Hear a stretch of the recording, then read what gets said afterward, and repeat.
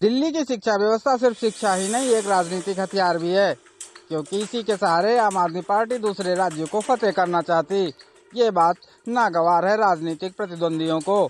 इसीलिए दिल्ली की शिक्षा व्यवस्था को और सुदृढ़ बनाने वाले प्रयासों पर रोड़ा ही नहीं, गड्ढे खोदे जा रहे, जिसे लेकर कल आम आदमी पार्टी ने दिल्ली में एलजी हाउस तक पैदल मार्च किया था। दिल्ली की बदलती शिक्षा व्यवस्था आप पार्टी का राजनीतिक हथियार है तो प्रतिद्वंदियों के लिए बड़ा सरदर्द।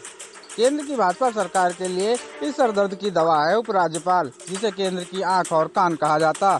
दिल्ली के मुख्यमंत्री अरविंद केजरीवाल शिक्षकों को ट्रेनिंग देने के लिए फिनलैंड भेजना चाहते हैं। केजरीवाल के अनुसार उपराज्यपाल इसके लिए रोड़ा बन रहे हैं।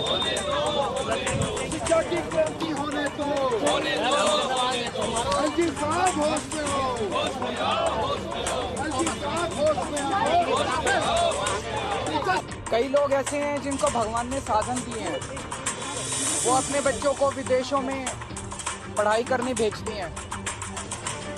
हम चाहते हैं कि हमारे गरीबों के, मिडिल क्लास के बच्चों को भी विदेशों जैसी अच्छी से अच्छी शिक्षा मिले। अब सब बच्चे तो विदेश जा नहीं सकते, तो हमने दिल्ली में स्कूल अच्छे कर दिए। अब हम अपने सरकारी स्कूलों के टीचर्स को विदेशों में ट्रेनिंग के लिए भेज रहे हैं। तो हम दिल्ली के सरकारी स्कूलों के टीचर्स को फिनलैंड भेज रहे हैं, वहाँ से वो ट्रेनिंग लेके आएँ और हमारे सरकारी स्कूलों में हमारे बच्चों को शिक्षा दें। अभी तक 1000 से ज़्यादा टीचर्स की और प्रिंसिपल्स की हम विदेशों में ट्रेनिंग करा चुके हैं।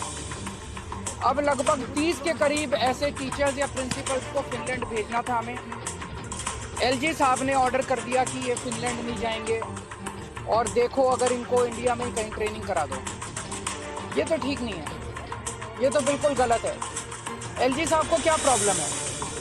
दिल्ली के लोगों की छुट्टी हुई सरकार, दिल्ली के बच्चे, दिल्ली के लोगों का टैक्स का पैसा, दिल्ली के लोगों के पैसे से उनको टीचर्स को ट्रेनिंग के लिए भेज रहे हैं।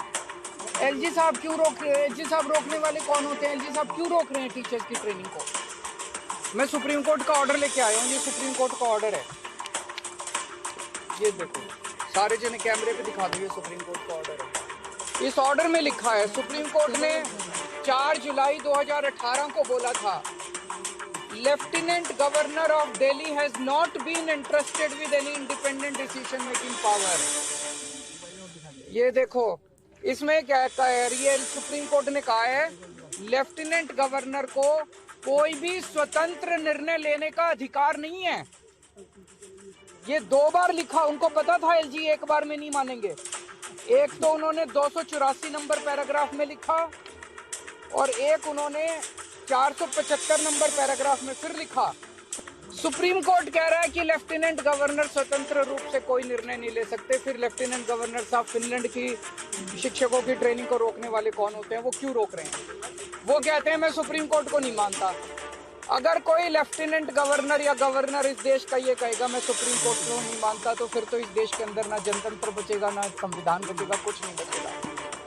हमें बेहद दुख है कि आज हम सब लोगों को, दिल्ली के मुख्यमंत्री को, दिल्ली के सारे चुने हुए विधायकों को एलजी हाउस मार्च करके कोई बड़ी चीज़ के लिए नहीं जाना पड़ रहा है, मात्र इस चीज़ के लिए जाना पड़ रहा है कि एलजी साहब हमारे शिक्षकों को फिनलैंड ट्रेनिंग के लिए जाने दो, उनको मत रोको।